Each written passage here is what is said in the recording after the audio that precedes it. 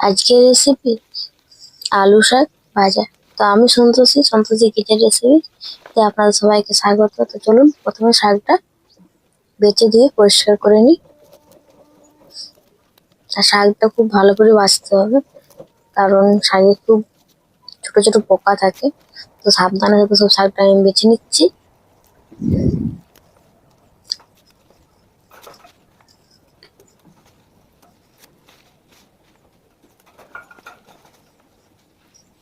এখন আমার বাছা হয়ে এসছে। এবার শাকটা কেটে নেব।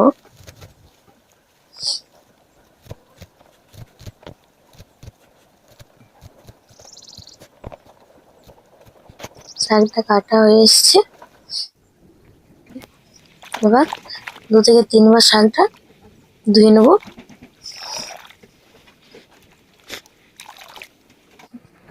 হয়ে গেছে আমার। নিচে থেতো করা রসুন আর দুটো লঙ্কা। এবার গ্যাস জ্বালিয়ে কড়াই বসিয়ে দিলাম, দিয়ে দিলাম শাকটা, সামান্য পরিমাণে একটু জল আর নুন দিয়ে ভালো করে চাপা দিয়ে 2 থেকে 3 মিনিট রেখে দেবো। দেখো 3 মিনিট পর শাকটা আমার সেদ্ধ হয়ে এসছে। শাকটা তুলে নিলাম, দিয়ে দেবো ওই কড়াইয়ের মধ্যে তেল, থেতো করা রসুন আর লঙ্কা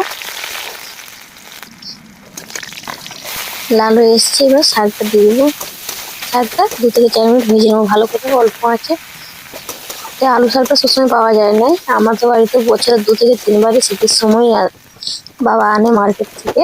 আর যদি কারো বাড়িতে লাগানো হয় তাহলে দিয়ে যায়। তো দেখুন হয়ে গেছে। আর খেতে কিন্তু শাকটা খুব টেস্ট হয়।